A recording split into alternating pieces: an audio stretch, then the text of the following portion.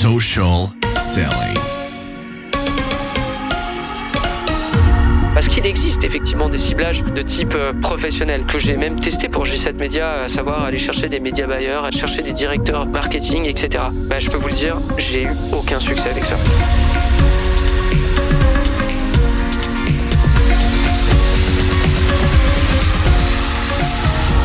Bonjour à tous et bienvenue sur Social Selling, le podcast 100% Facebook Ads présenté par l'agence J7 Media. Mon nom est Antoine Dalmas et on va être ensemble pour, je pense, une bonne quinzaine de minutes pour parler de 5 mythes autour de la publicité Facebook.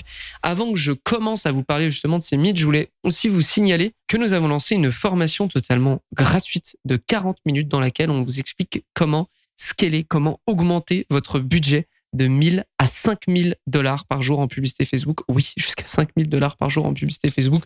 On vous donne plein d'exemples, on vous explique un peu notre technique, les 4 piliers qui nous permettent d'atteindre ça avec nos propres clients. Comment voir cette formation? C'est très simple. j7media.com/scale, S-C-A-L-E, j7media.com/scale, je le répète, et je le mettrai dans les notes de l'émission. Donc, parenthèse fermée, vous l'avez compris, on va parler de 5 mythes autour de la publicité Facebook et on va commencer avec un mythe assez puissant. Facebook Ads est mort. Ok? Alors, c'est amusant parce que pour la petite histoire, j'avais prévu de faire cet épisode il y a de ça quelques mois. Là, j'enregistre mi-mai. J'avais prévu de le faire bien avant, mais on a eu beaucoup plus de sujets plus chauds à traiter, donc ça arrive plus tard. Mais du coup, j'avais prévu de vous donner des études de cas clients qui vont très très bien, et finalement, je n'aurais absolument pas à le faire, tout simplement parce que Meta, dans son ensemble, va très bien. Ok ? Le 28 avril, quelques jours avant l'annonce du trimestre 1 2023 de Mark Zuckerberg, on en a fait un épisode complet sur ce qu'on attendait de Meta et ça n'a pas loupé parce que Mark Zuckerberg, du coup, le 27 avril 2023, a posté sur son compte Facebook et nous a donné pas mal de chiffres, notamment plus de 3 milliards de personnes utilisent au moins une des applications de Meta par jour.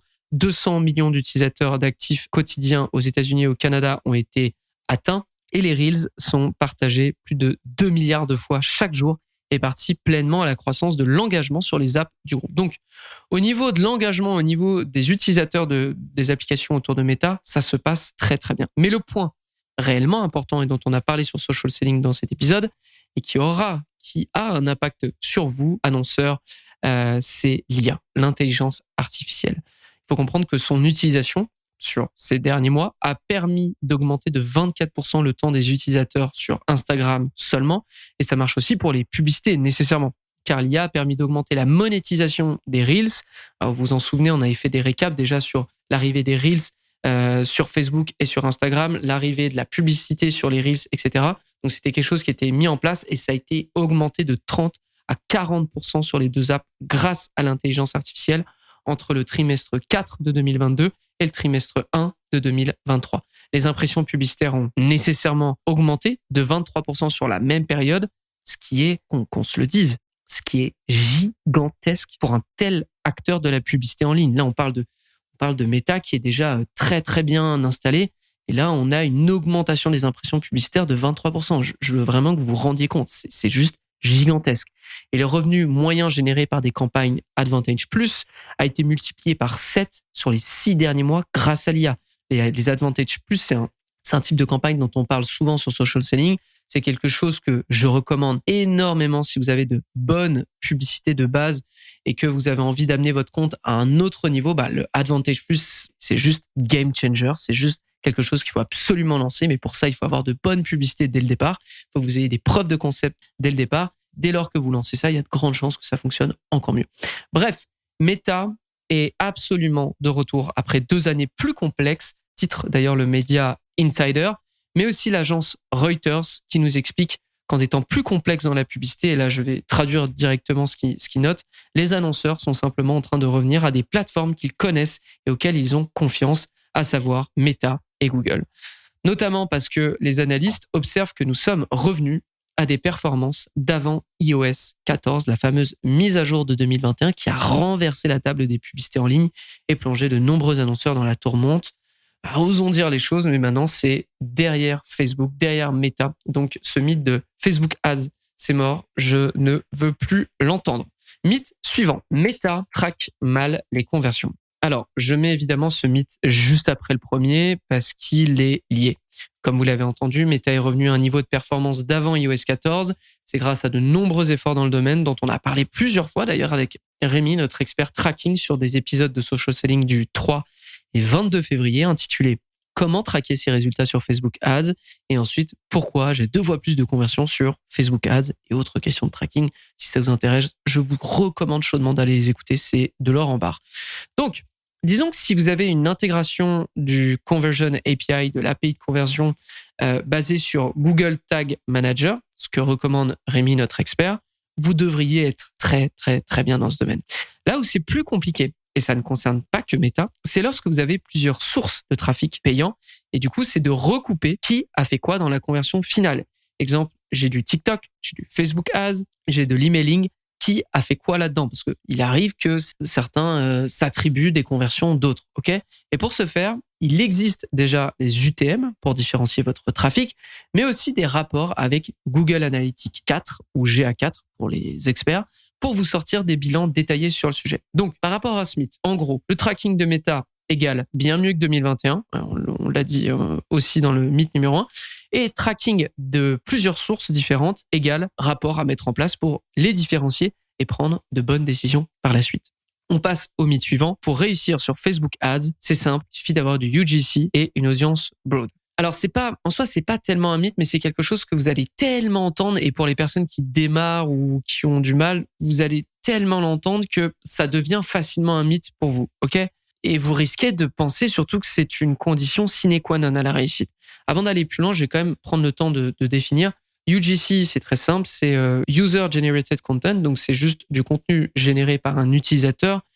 C'est dans l'exécution, ça veut dire par exemple un témoignage d'un client qui utilise votre produit et qui se filme lui-même. C'est un client, c'est une personne qui va déballer votre produit et qui va le montrer et qui va dire waouh, c'est chouette. Ok, ça c'est du UGC. Ça peut être un client qui le fait. Effectivement, c'est plus authentique, mais ça peut aussi être vous-même qui le fait. Moi, par exemple, pour G7 Media, je vais créer des UGC quand je vais avoir un webinaire. Eh bien, je vais juste filmer mon écran de PC. Je vais montrer la présentation rapidement en disant regardez, il y a cette présentation qui arrive, faut vous inscrire ici pour y avoir accès sur telle landing page, ça ressemble à ça, etc. Ça, globalement, c'est un UGC que une agence peut faire. Et ensuite, j'ai mentionné l'audience broad. Très simplement, l'audience broad, c'est une audience ultra large. Donc, par exemple, si je veux cibler la France, je cible la France, c'est tout. Je mets pas de critères d'intérêt, je mets pas de ciblage de genre, d'âge, etc. Je laisse Meta faire. Pourquoi on arrive aussi sur beaucoup d'audience broad? C'est parce que Meta est devenu tellement fort en ciblage, et on le voit d'ailleurs avec les Advantage Plus, qui sont juste des audiences broad totales, qu'effectivement, lui donner beaucoup de volume, c'est intéressant. La vérité maintenant, par rapport à vous, parce que là je vous dis qu'effectivement, ça a l'air d'être un objet brillant, l'audience broad, ça a l'air d'être un objet brillant, l'UGC. La vérité, c'est que Meta est le grand patron de ce qui fonctionne ou pas sur votre compte. Un exemple très simple, je parlais avec un de nos média buyers qui m'expliquait le test qu'il venait d'accomplir pour un de ses clients. Il avait une vidéo et en fait, il essayait plusieurs vignettes ou thumbnails. Okay, donc, les vignettes, c'est l'image qui s'affiche avant même que vous ne lanciez la vidéo. Et c'est censé justement attirer l'attention. Avoir une bonne vignette vous permet d'augmenter, en théorie, votre lecture des 3 premières secondes, votre hook rate d'ailleurs même. Et une des vignettes était, selon ces termes, vraiment moche par rapport aux autres. C'était presque au point qu'il a failli ne pas l'utiliser dans le test en se disant « c'est tellement laid, de toute façon, je vais perdre mon temps avec ça ». Et pourtant, ça a été la meilleure. Donc, vous pouvez tester des idées, des audiences, mais si ça marche pas, c'est pas la peine de forcer. Je connais des comptes qui n'ont pas d'UGC en place et qui se portent très bien. Je connais des comptes qui n'ont pas d'audience broad et ça marche très bien. D'ailleurs, je pense que c'est quelque chose que j'ai déjà mentionné dans des social selling, notamment probablement en mai 2022, parce que c'est là que j'avais sorti une grosse étude à ce sujet.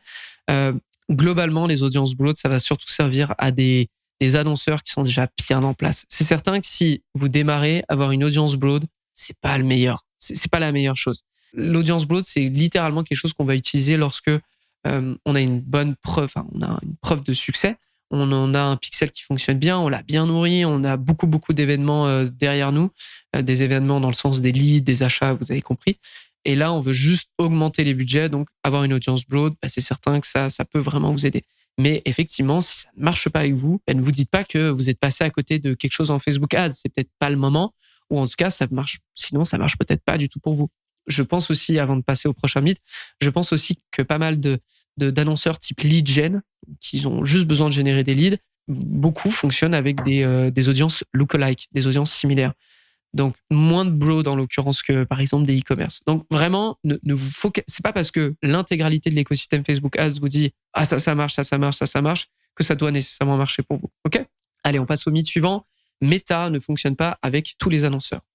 Pour répondre à cette question, à ce mythe plutôt, pour le débunker un peu, je vais vous faire une liste non exhaustive de l'intégralité, ce que j'espère être l'intégralité des clients qu'on suit chez J7 Media. On a des infopreneurs et des coachs sur tous les domaines, que ce soit la gestion du temps, la gestion d'une entreprise et même la santé féminine. On a des e-commerce de toute niche possible, même l'hygiène féminine et même des pneus, ok ?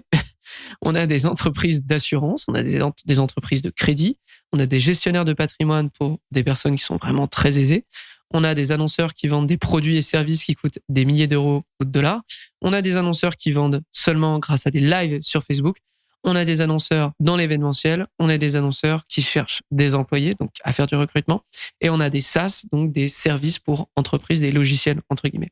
Quand je suis entré chez J7 Media, il y a de ça 5 ans, on faisait aussi beaucoup de restaurants et des magasins locaux. C'est aussi quelque chose qui fonctionne pour d'autres agences. C'est juste nous, on n'en fait plus maintenant, évidemment, vous l'aurez compris.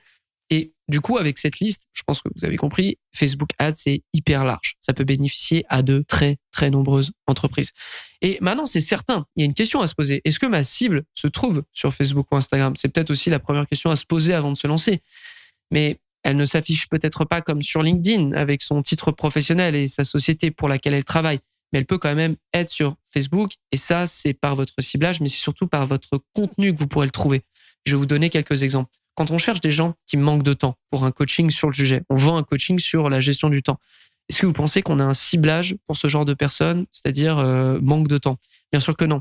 On va chercher des typologies de personnes qui ont besoin d'avoir une meilleure gestion de leur temps. Par exemple, on va chercher des parents. Quand on cherche des annonceurs qui dépensent plus de $1 000 par jour sur Facebook Ads, je vous le remets, mais on a vraiment cette formation géniale, j7media.com/scale pour toutes les personnes qui voudraient passer de 1 000 à plus de $5 000 par jour sur Facebook Ads. Fin de la parenthèse. Est-ce que vous pensez qu'on a un ciblage pour aller trouver ce genre de personnes sur Facebook Ads ? Évidemment que non. Donc en fait, avec le contenu, on va mentionner directement la valeur qu'on souhaite apporter et par ce contenu, ça va nous permettre d'affiner notre ciblage. Quand on cherche des gens qui vont acheter leur toute première voiture, même chose.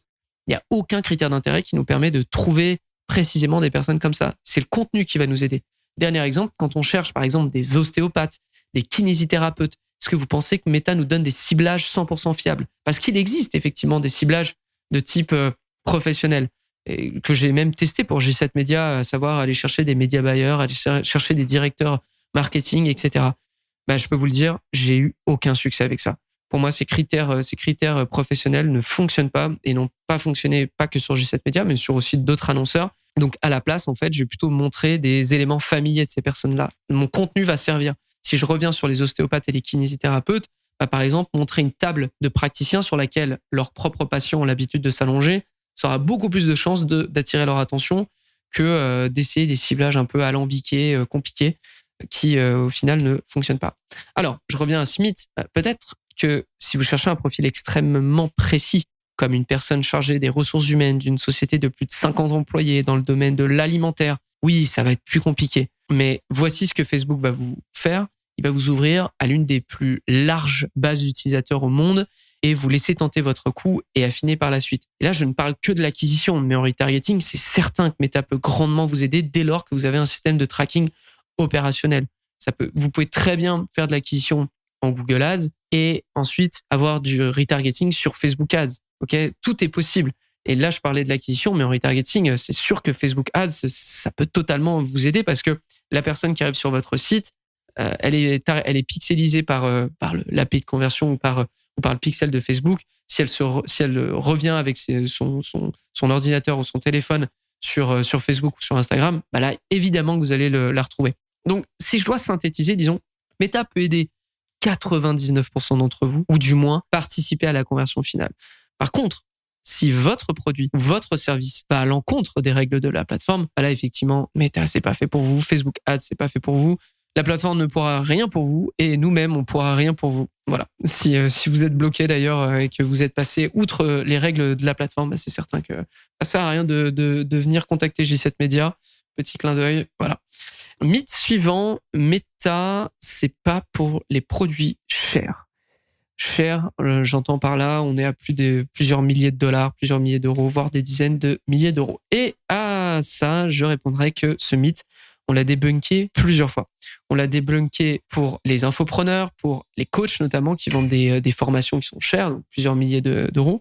Là, je ne pourrais vous dire que le challenge est tout indiqué dans ce cas-là. On l'a fait nous-mêmes pour G7 Media. On vendait des formations entre 2000 et 4000 dollars.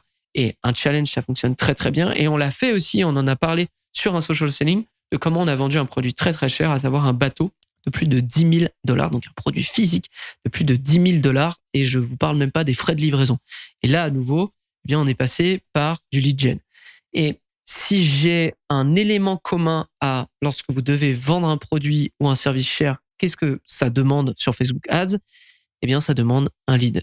En fait, c'est juste que vous pouvez pas vendre des produits chers directement sur Facebook comme vous vendriez un t-shirt à 50 dollars. Il faut que vous passiez par un élément, un système de vente qui est beaucoup plus long et qui va nécessairement vous demander le lead. Donc, le mythe Facebook Ads, c'est pas pour les produits chers. Si vous le vendez comme vous vendez un t-shirt, effectivement, ça ne fonctionnera pas. Par contre, si vous adaptez votre tunnel de vente et votre offre, c'est certain que vous allez arriver à des résultats. On y est arrivé nous-mêmes, on y arrive pour nos propres clients grâce à des challenges, grâce à des webinaires. On y arrive aussi pour des produits qui sont excessivement chers, notamment ce bateau à 10 000 dollars pour le coup où ça fonctionne particulièrement bien. On arrive au tout dernier mythe. Facebook Ads, c'est cher. Alors, si vous trouvez Facebook Ads cher, j'espère que vous n'aurez jamais à lancer une campagne aux États-Unis parce que ça va faire très très mal. Bon, blague à part, Meta, en fait, vous charge en fonction de plusieurs éléments. En gros, ce qu'il estime être votre performance sur la plateforme. Bien sûr, il adapte en cours de route. Plus vous êtes performant, moins cher vous payez. Parenthèse, j'ai sorti un épisode mi-juin à propos des enchères sur Facebook Ads. Vous devriez aller l'écouter, ça va vous aider à mon avis. Je ferme la parenthèse. Donc, pour répondre à ce mythe, si vous avez une mauvaise gestion de vos campagnes, une mauvaise gestion de vos publicités Facebook, il est probable que vous payiez trop cher. Ça, c'est certain. Maintenant, on peut prendre un peu de hauteur par rapport à cette problématique. S'il y a ce mythe que Facebook est trop cher, c'est qu'il y a moins cher quelque part. On est d'accord, forcément. Et je vais même pas détourner la question, c'est fort probable que vous trouviez des CPM, donc des coûts par 1000 impressions, beaucoup moins chers ailleurs. Mais la question à se poser, c'est est-ce que ça convertit autant? Je retourne juste au mythe numéro 1, quand je vous disais que Reuters titrait que les annonceurs reviennent simplement à des plateformes qu'ils connaissent et auxquelles ils ont confiance, à savoir Google et Facebook Ads, dès lors qu'il y a justement des problèmes, dès lors qu'il y a des moments d'incertitude. Ça veut bien dire ce que ça veut dire. Effectivement, il y a plein d'autres plateformes publicitaires qui existent, qui sont moins chères. Maintenant, là, vous voulez être sûr d'avoir des résultats, c'est légitime d'avoir peut-être des coûts qui sont peut-être plus chers que la moyenne que d'autres nouvelles plateformes publicitaires, sans les nommer évidemment. On peut appliquer ce même problème à un autre niveau. C'est bien de payer des leads pas chers, ok? Mais si c'est pour avoir des taux de conversion ridiculement faibles derrière, ça sert à rien. En fait, ce que je veux vous dire par là, c'est que c'est pas le coût qui doit être pris en compte, mais la performance. Parce que c'est la performance qui dicte le coût, pas l'inverse. Si vous avez une très bonne performance, c'est ok de payer un petit peu plus cher que la moyenne. Si vous avez des coûts qui sont ridiculement faibles, mais que votre performance derrière, elle est nulle et vous avez énormément de déchets, personnellement, je vois pas l'intérêt.